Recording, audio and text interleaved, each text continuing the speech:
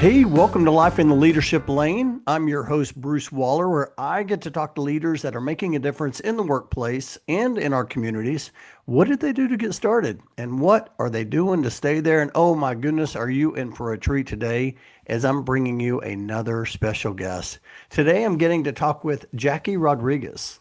She is the Chief People Officer at Spanish Schoolhouse. She's also a volunteer for Women with Promise, and I'm so excited to have you on the show. How you doing, Jackie? Excellent. It's truly an honor to be here with you today.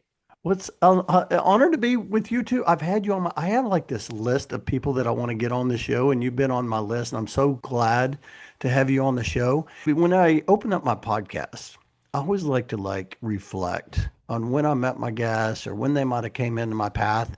But for you, I want to see if you remember this, and gosh, I don't remember the year, but I want to say it was around 2012. But I met you at a Dallas HR luncheon and That's right. you were just so energizing. Do you remember that? What were you? I do. I remember, well, the days of Dallas HR. I met a lot of wonderful people like you. It's been just such an instrumental uh, place to just find the greatest people in our profession. And I do remember meeting you there. Yes, yes, that was many years ago. I think it was right before I became president of the organization. And so, anyway, I just Mhm. remember meeting you then, and you've been in my path ever since. We've been great, business partners and just great friends. And so now I get to have you on the show. This is so good. Well, let me as we get started, for those who don't know Spanish Schoolhouse, share a brief highlight of Spanish Schoolhouse and how you serve your customers. Certainly. Well, for over 25 years, Spanish Schoolhouse has brought the gift of language and the love of learning to preschoolers throughout the DFW and Houston area. And today we have over 21 preschools with almost 400 plus employees, and the majority of which are Latinas. So a lot of educators and teachers in our workforce. And I have the good pleasure of being able to serve as the head of the employee experience. So Hmm. anything that has to do with recruiting, development, engagement, and total rewards, the whole gamut. I love that. And I've got to meet your team members. I've worked with you for many years, and one thing that always stands out to me is that you always have, and we're going to talk about this today, but you always have this great culture. And I know that leadership rises and everything rises and falls from leadership, right? And so it's so Absolutely. important for that. And so I want to get into that. But before we do, I would love to hear, I know you and I know a lot about you, but I bet there's some things I don't know. I would love to hear the Jackie Rodriguez story. Like, where did you grow up and how in the world did you get into leadership and being a people leader? Yeah, I grew up in a small Texas border town called Eagle Pass. Hmm. And when I was around 2 years old, my mom found herself single and she joined the Navy. And I grew up there in that little town with my grandparents. And they helped me and my brother kind of grow up. They were migrant workers. So we did a little bit of back and forth between California and Texas during those years. Later on in life, I found myself in school, in high school, in this little town. And I was very blessed to have very caring teachers and counselors who encouraged me to think about college. Hmm. And I didn't really ever see women who were CEOs or doctors or lawyers or anything like that. The that I saw in my life were either moms, they were teachers, maybe administrators. And so I thought, I want to go to college and I'll become a teacher because I thought Hmm. that was like the highest profession, and I still believe that. I earned a full ride to UT Austin with the goal of becoming a teacher. Hmm. However, life took a turn as it often does, and I left school to care for my grandmother who raised me and was battling cancer. And Hmm. so things happened. I then got married, had our first daughter, and I needed a job. And so I Hmm. opened the paper back then and saw an ad for a bilingual coordinator. And it happened to be an HR coordinator at the Hilton Hotel out in Grapevine Hmm. at the Executive Conference Center. And so I applied and got that job. And I had no idea what HR was. I It was serendipity. I stumbled into HR. This was not intentional. Yes. It was a great training ground though, because I was the only Spanish speaking person on our team. And we had it was a big property, 400 employees, and everything in HR had to be translated. And Mm, so I got to see and learn a whole lot while I was there. mm. And that's how I got into HR. It was Wow. just by serendipity. Wow. Now, where is Eagle Pass at? Is that It's down by it's south of Brownsville? San Antonio, Oh, San far Antonio. north. Yeah, Okay. south of San Antonio. Mhm. Okay.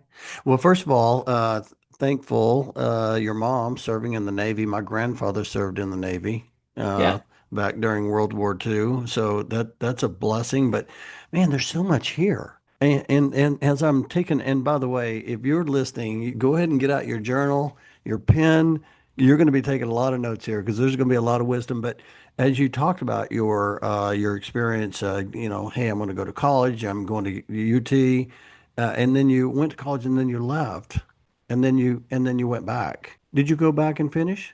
I went back and I focused my time back in school because I had two small children. So it was Yeah. really hard. I worked full time, had Yeah. these two babies, but I did go back. I would go 1 or 2 evenings a week, Yeah. and I was taking all the core HR curriculum. Yeah. Because I wanted to be able to do my job, my day Yeah. job, because I started, working very deeply in HR, and so I did go back and Yeah. eventually had enough knowledge base to earn my Yeah. SPHR and get professionally accredited. I love that. And Mhm. I wanted to highlight this particular point right here because I went to college. I went to live with my grandma. It was a highlight of my, like one of the highlights of my life. 19 years old, went off to college. My mom would told me, she said, "Hey, I can't pay room and board, but you can go live with your grandma." And I'm like, I'm going to live with my grandma. And I went to college, and a year later, my wife and I got married, and she was graduating from college, and I was so I left college, and I left college for 4 years, and 3 kids later, I went back to start that journey again. And so I'm glad, I appreciate you sharing that because I think a lot of times people like they start something and then they have to, they something happens and they have to pivot and and they get in their mind that, hey, I don't know if I can go back. And I love how you're like, you know what, things happen in life, things, and that's just a different season. And then when you get the opportunity, then you can go back and do anything you want to do, can't you? Absolutely. And it doesn't have to be the path that everybody or the most people took, Yeah. if you will. And I encourage people, young people nowadays, that if you didn't have the opportunity or means to go to college and get that degree, that doesn't mean that you're doomed, right? And so Mm. to this day, there have been times that before, I was at Spanish Schoolhouse and I was looking for an opportunity, to land. And I interviewed for some places I didn't even get the interview because I couldn't check that box. Mm. I had an SPHR, I have 30 years doing this. I was like, then you know what? That's not the place for me. That's That's okay. right. But there is a Yes. place for you. And that's why I Yes. encourage folks of whatever path, you just take every opportunity, learn, constantly Yeah. learn in and out of school, and the right opportunities will come to you. I love that. This is such a great conversation, and I will tell you that I love how you said if I couldn't check the box, it's not for me. Like you had that mindset, like, hey, listen, if they're looking only for that, that's not for me. I just got to go find the people that want me. And by Mhm. the way, today I feel like it's a little bit different because there's so many certifications you can go out there and get. Like you took your SPHR, I have my PHR and my SHRM CP, and I feel like that's like almost like a degree in itself, isn't it? Well, it demonstrates not only the knowledge, but you have to have a little bit of experience and wisdom to apply that knowledge. And so, definitely, I feel like that really had, for me personally, not for anybody else, but for me, Hmm. it validated the fact that, yes, I am a professional in this field and I Hmm. have a lot to offer. And then lastly, I wrote down a lady's name. Her name was Maria. Whenever I was the manager of a department when I first got into the business, and I was promoted to manager, and I was building my team out. I was leading our international division, and I didn't have, I needed someone who could speak Spanish. And so I specifically hired this lady to come in and speak Spanish. And she's been in the business ever since. We're still very good friends. She's been in business now for 30 years. And that's kind of how she got her start. I've always even tried to learn a different language myself. Like I've tried to learn Spanish, but if you don't speak it often, if you don't always use it, it's hard to really learn it.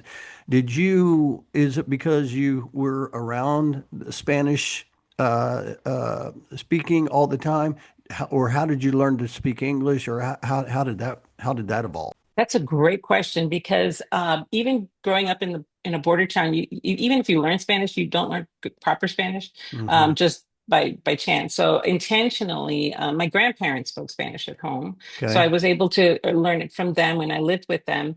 But then we went to church, and church was Spanish, and so I learned how to read and write, and was exposed to the language throughout my youth in church. So my day was in English and my evenings and weekends were in Spanish. And so I got the really the best of both worlds. Oh But I'll my tell you gosh. what, we've learned, and now working in Spanish Schoolhouse, Yeah. the advantages of learning from a childhood, from being a toddler, preschooler, and learning both languages.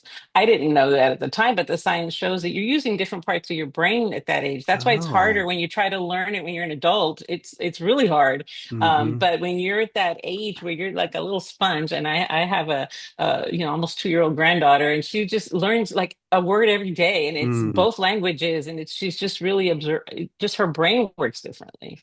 Yeah, I didn't think about that with the like Mhm, the study of like how that helps you even in your cognitive ability and your brain. mhm. I Yep.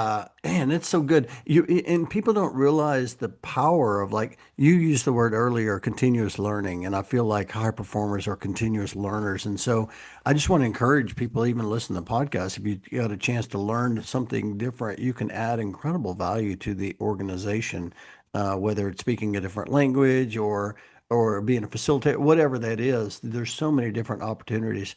It is so good. Well, let me ask you this. So okay, so you said, hey, I didn't even know what HR was. And then here I am. I'm now in HR. Was there a moment when you found your lane, when you found your purpose, you're like, hey, I really love doing this? Or were there moments that led to that? There were a series of moments. I remember the earliest days working at the Hilton, and there were some moments of crisis that, as HR professionals, we were kind of called to step into that I felt like, wow, what meaningful work to be able Mm, to navigate through difficult situations. When I got into my ad agency years, I did deep work in recruiting, and I love recruiting because it was mm, just the thrill of matching. I was a matchmaker, great talent and great opportunities, and seeing people fulfill their potential. I remember we needed a receptionist, and we needed somebody bilingual, and we just couldn't find the right person. And I knew this gal who, I knew her personally. She'd been struggling. She was in kind of a social circle, I think, at church, and single mom. And I was like, she'd be great. Her personality, mm. even she didn't see that in of herself, but I encouraged her. I was like, hey, why don't you apply and interview for this opportunity? I think you could be. I don't have that experience, but just try. Today, she started at the ad agency as a receptionist, and was very curious and started learning other things at the agency. Today, she is a producer working at a major agency. Wow. That to me is the thrill of my career, is seeing just the people blossom. Mm, Just, when somebody just kind of gave them that little nudge, or that little, yeah. open door, or I love introduction even. I love that story because I Mhm. think that at the end of the day, that's what people are looking for in the workplace. They're looking for purpose. And when you're Yes, able to like figure out like, yes, when I'm able to help someone, it just like it just amplifies that inside of you, doesn't it?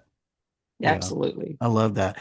When you I wrote down when you were telling that story, I said she looks for the good in others. Is that like you said, and you also used the word love. When someone uses the word love, like you said, I love recruiting. That tell like it to me, it's deeper. It's like I like that's something that moves me. What Absolutely. what have you always just been that person who's just are looking for the good in people? You're looking for opportunities to help people. Talk about that. Or did that just like evolve over time?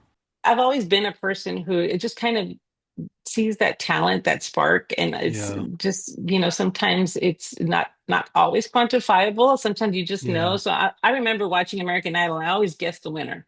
It was regardless. I Really? could spot there's I the love one, that. there's that bright spot. And sometimes I see, when employees, especially early in their careers, don't see in of themselves the potential they have. Yeah. Sometimes it's not something that's a proven talent, but there's a spark and a potential. Yeah. To me, that is just so invigorating to be able to help someone along that journey. And I think that comes from a place where someone did that for me all Mm. along the way. I'm so just eternally grateful to those people I've met, and some of them are still dear friends and mentors to this day that helped me get to where I'm at. That high school teacher, that counselor, that I still remember who they are, their faces, and I Mm. wouldn't be here and who I am if somebody didn't do that for me. Because otherwise, I should have just been a statistic. That's a great point. Latina, small town, Yeah. dropout, didn't finish college. Like Yeah. all of the things that people say you should become, I didn't because somebody believed something better for me. I love that. And they modeled the way for you and you got to see what Mhm. that looked like. You're like, hey, that's what I want. Absolutely. That's so good. I love that.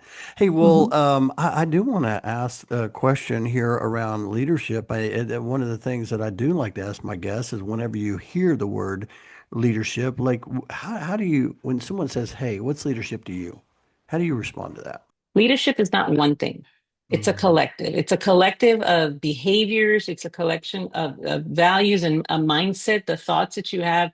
When you come together, it enables you to influence and mobilize a mm, team towards a single direction. That's leadership. And things are going to come along to get in the way of where you're trying to get to. But leadership helps you to overcome those obstacles and find those solutions. And it's again that collection of behaviors when things get hard. It's the collection of your mindset, of the things that you believe about yourself and why you do what you why you're even going to that mm-hmm, destination.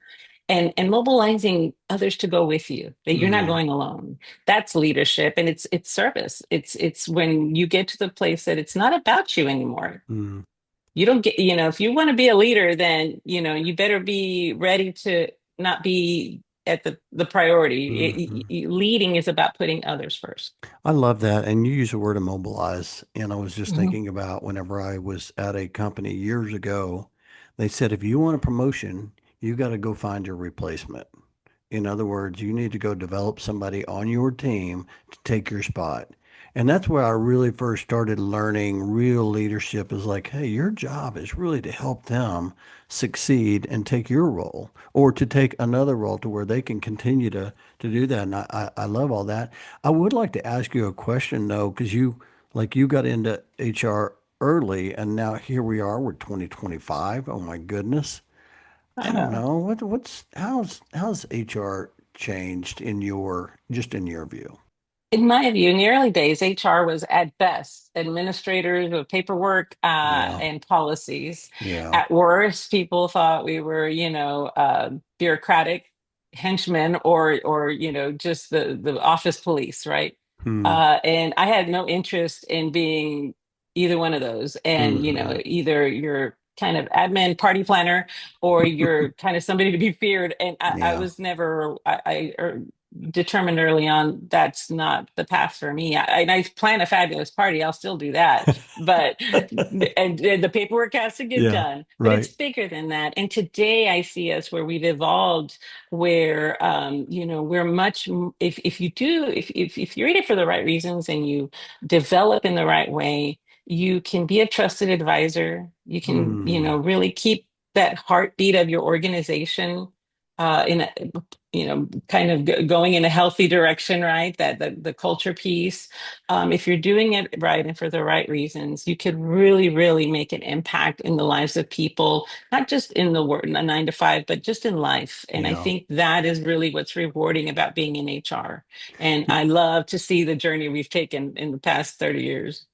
It's interesting too because you had talked earlier. We started this conversation about the value of teachers.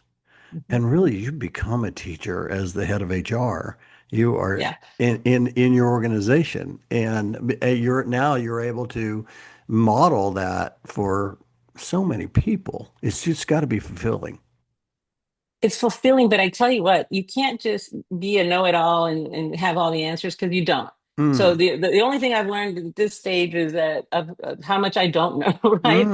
And mm, what I have learned is my mistakes. So I'm hmm not, if people learn, I also want them to learn from my mistakes. hmm Hey, I learned this in this situation. It was really hard, and I wish I would have made a different decision, or I now know that I could have hmm done X. And so I think that being authentic and vulnerable is really important as a leader because you can't just come up there and say, "Oh, I have all the answers. This is what you hmm should do." People don't kind of get turned off by that. I would. I want to learn about the good and the bad, and hmm that's how you get a richer experience. It's interesting how you say what I've learned is how much I don't know. Mhm. And how much I Yes. need to learn. That's what I've learned. It's just a continuous path. And you talked about being vulnerable, and I gave you a few questions on here that I want to ask you. But when you said that, it just now prompted me to think about something where it seems to me like we're in a time now where everybody seems like we're hearing a lot about vulnerability. Everybody wants to share their voice. But there's kind of a balance there, isn't there? Like in the workplace, like talk about that for a second, because how does somebody listening right now, and maybe they're a people leader and they're trying to teach their team as well. Do you teach that to your team members? Like, hey, being vulnerable, being authentic. How do people balance that? Yeah, there's a degree of appropriateness, empathy that goes along with that because it's not just about, I love the work that Brene Brown's done, around this Mm, topic of vulnerability. yeah. And some of it's just reconciling things in your own mind, necessarily not the things that you say or share, but experiences and the way you see yourself that helps you to be vulnerable in an Mm, appropriate way. So being, healthy about in your mindset about it. And some of her work really talks to that, but also I think if you're going to be vulnerable and authentic, it's about the other person. It's not just about sharing your story and your experience, but it's like being intentional about what do you want the other person to walk away with from that mm, conversation. What do you want them to think? What do you want them to feel? um and being intentional that it's about them, it's not about you and your story. mm. I love that. And I think what also you're saying is it's okay to share your personal experiences if you can be intentional about it to help others with that in some way, right? That's so good. Precisely. Oh, I love that. Hey, well, one of the things that I did want to talk about because I read it on your LinkedIn, I've experienced it in with your team, that's culture.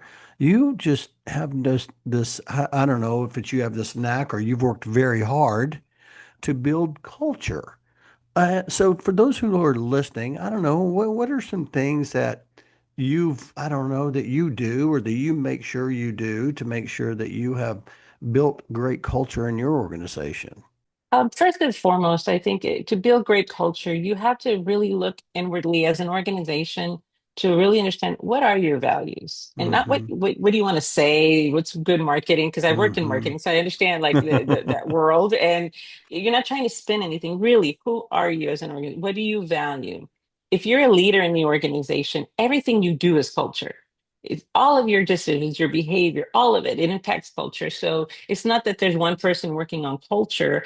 I think that when I go into an organization, I bring with me the leadership that's there. Because, like you said, it starts from the top. Let's Yeah. get leaders together and let's talk about these topics of what do we stand for? What behaviors are tolerated? What isn't tolerated?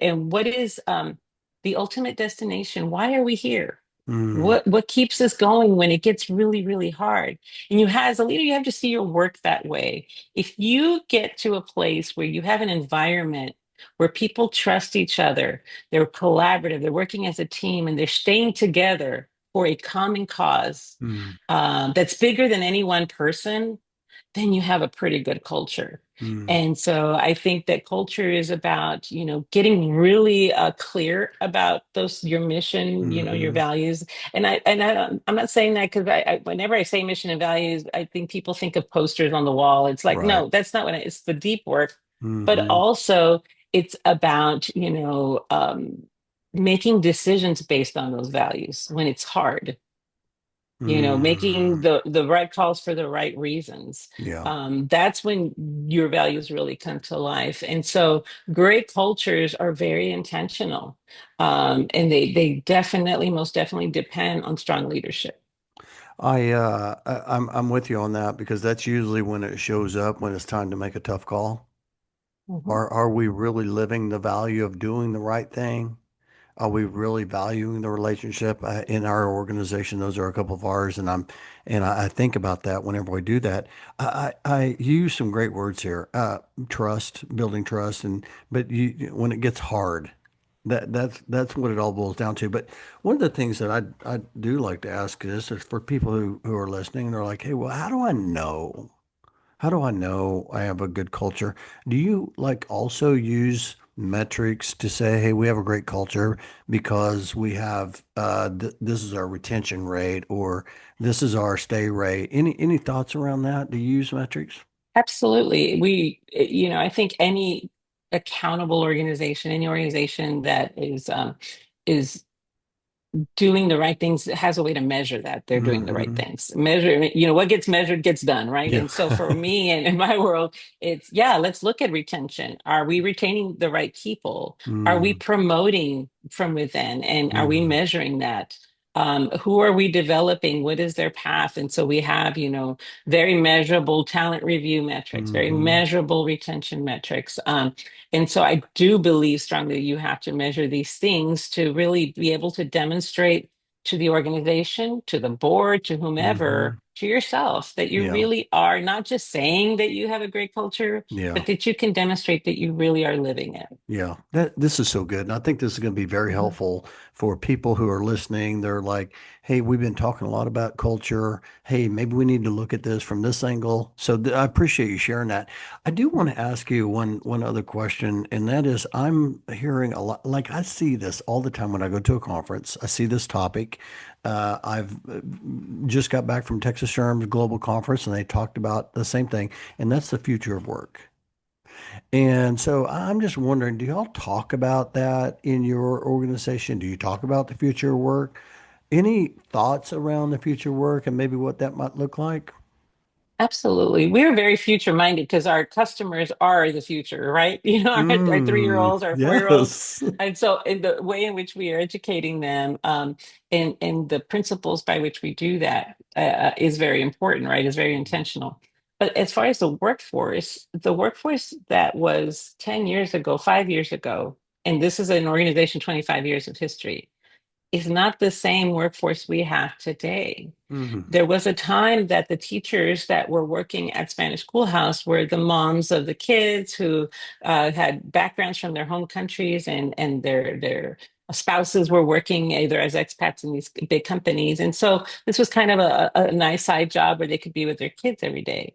Today, our workforce are women, many of whom are primary breadwinners in their households. They're depending on this as their career, and they have different needs than maybe we had 10 years ago. Hmm. And so, really understanding and knowing your workforce so that you can chart that path to the future, and being able to introduce things like technology Hmm. and all the things that are, always evolving.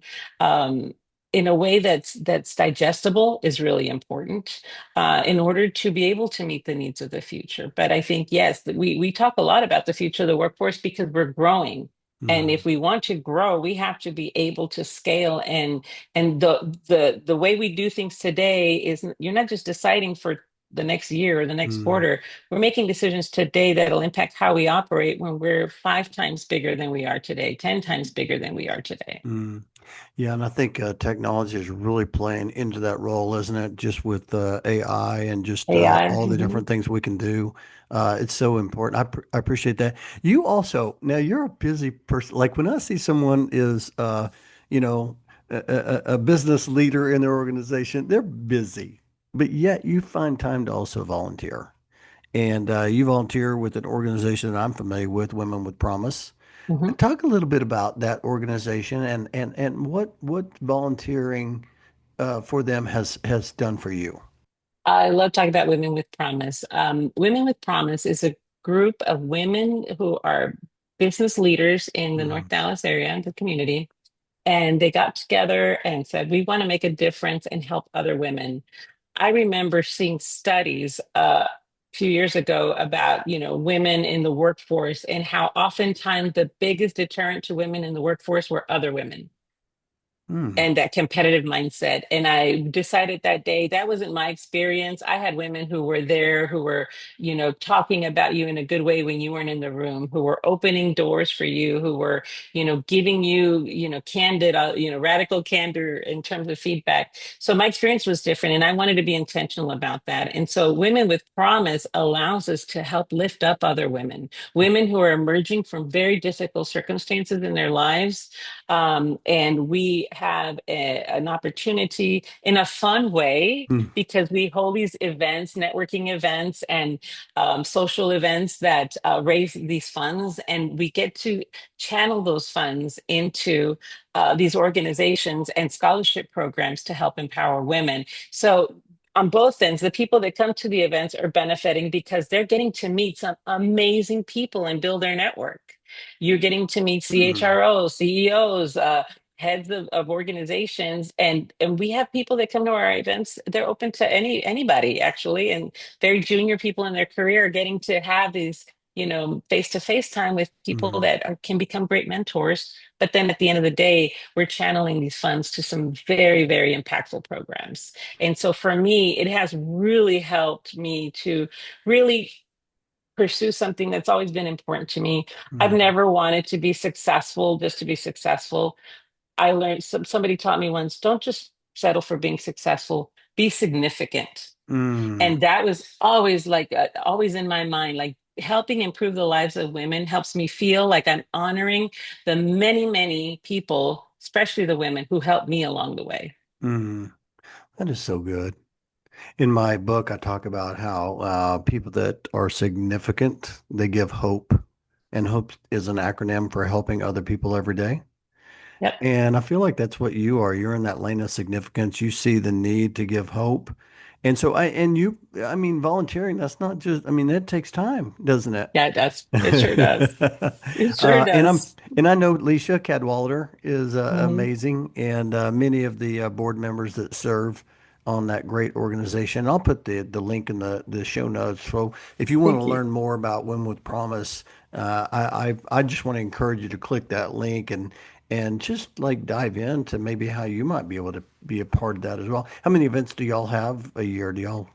We have 4 or 5 events a Okay. year. Mm-hmm. Very, very popular events. Everything from just short networking opportunities to do like a social hour. We call them happiness hours. Mm-hmm. We do a scholarship luncheon. It's usually a very inspirational time to meet, dive deep into some educational topic. And then at the end of the year, everyone loves our fashion show at Neiman Marcus for the holiday, Mm-hmm. Cocktails and Couture. And it's a fun little runway experience. And we just really have a fun holiday time. And it's all for a very, very good cause. So, I love that. yeah, I love that. And I know that that fills you up because you're able to help others, but also it's great networking. Like you're able to build incredible relationships with some of the women on the board. And amazing. Yes, I encourage people all the time, just find your lane, find a place for you to network because it can really just help your career in so many different ways. And it doesn't even feel like you're putting like you do a lot of work, but it doesn't feel like work because you're helping others, right? exactly. Yeah, yeah, that's so Exactly. good. That's so Oh my true. goodness, this is so good. I told you the time was going to fly by. I do want to ask you Yes. this one question, and that is for people that throughout your entire journey, it might have been your grandma, it might have been your parents, or somebody in the workplace. Would you share some advice that you were given that you find yourself sharing with others? Any thoughts around that? Yes, like you say, there's so many women. My in my life, my grandmother, my mother to this day, having served in the military, and just seeing the way she's overcome adversity, and the way she's the biggest cheerleader in my life. Mm, And then the women along professionally. There's so many nuggets of advice that come to mind. One thing that really, really I kind of go back to on the daily is actually from a pastor who once said, always remember when you say yes to something, mm, you're saying no to something else. mm, And what that means is that it talks about commitments and being intentional with your time. Because if I say yes to so many great opportunities, that may mean I'm saying no to family time, mm, if I or my own health, taking care of my I have to like be intentional of how I what I say yes to, mm, and making sure that it's serving and for the things that I value, the people that I value. And so I loved, and I lean on that daily, is what am I saying yes to, mm. because I'm inadvertently saying no to something else.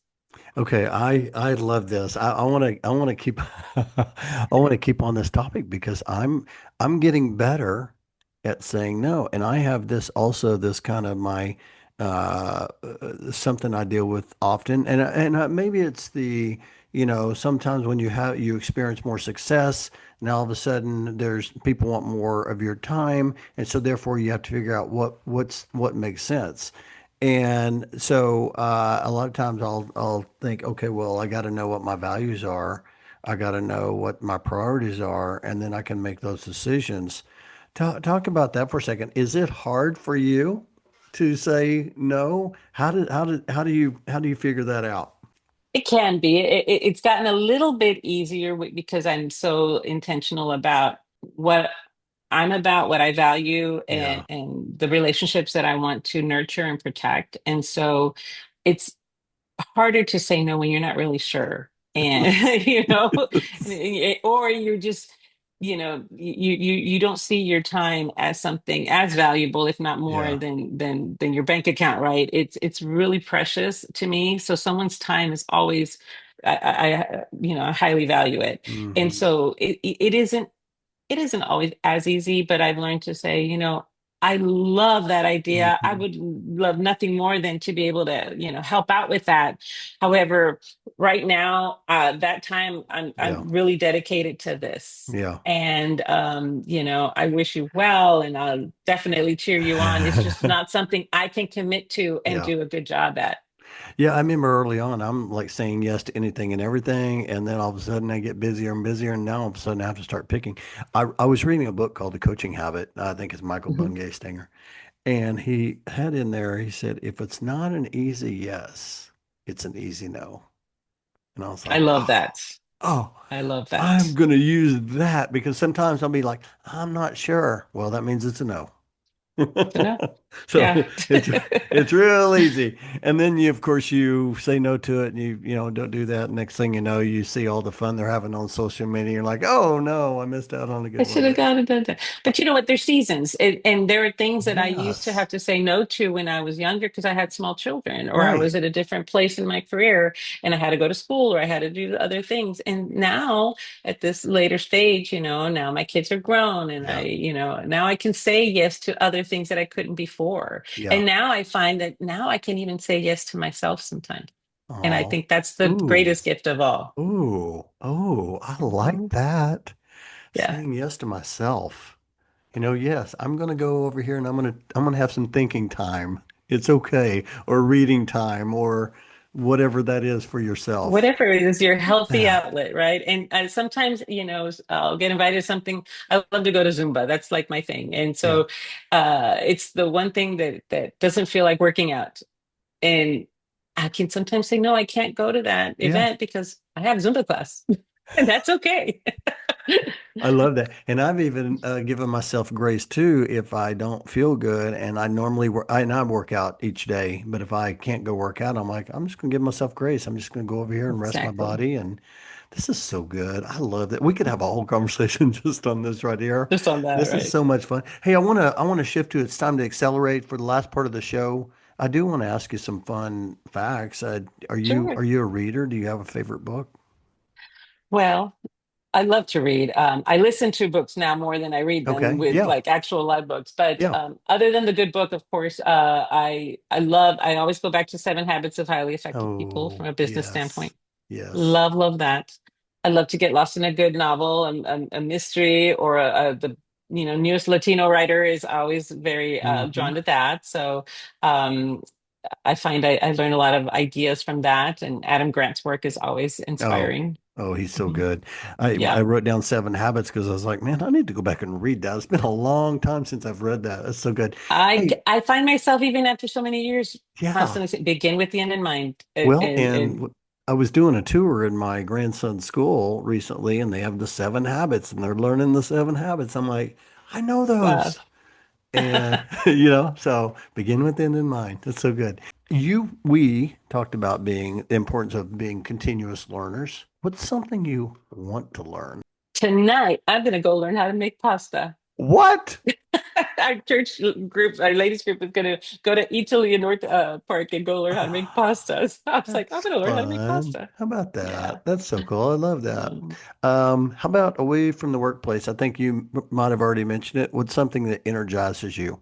Really what energizes me in and out of work is just gratitude and Oh, just being so thankful, spending time with my grandbabies. I'm so thankful for have them in my life and to be in this season that fills my heart so much. Going to my place of worship fills my heart. mm, Spending time with friends and family, it just there's nothing like that. And to me, that just energizes me. It makes me so grateful to just have the opportunities I have. I love And that. dancing. In dancing. Oh, Yeah. I love that. I was going to say we are so aligned until you got to the dancing part. And I'm like, I can't move my body. It's so good. I have one final question. This is probably my favorite question that I like to ask Jackie, and that's Jackie, 10 years older, is around the corner and she's knocking at your door, and you're going to go answer that door. What's she going to tell you? She's going to say, you see, you thought you were winding down, but you were just getting started. Keep going. Hmm. I Keep love going. that. I Yeah. love that. This has been so much fun. I appreciate you coming on the show and just sharing your perspective. I know it's going to help a lot of people. If someone heard something you shared today and they're like, I don't know Jackie, or I want to connect with Jackie. What's the best way for them to connect with you? I would invite them to reach out on LinkedIn. That's always an easy way to find me and, Yep. connect with a lot of people that way, or come to a Women with Promise event. And I'd be honored to shake your hand and Mm. have a chat with you. That'd be amazing. I love that. And if you reach out to Jackie on LinkedIn, be sure and let her know you heard her on Life in the Leadership Lane. It makes it that much easier to connect, and maybe even share something that she shared that might, that you want to dive into, or something that she shared that might have inspired you in some way. And so I'm so grateful for you, for all Thank of the years you. that we have been together and just continue to do life together. Oh, And same, just same. so grateful for our friendship. Thanks for coming on the show, Jackie. Absolutely. Thank you. Awesome. Okay, I'll talk to you later.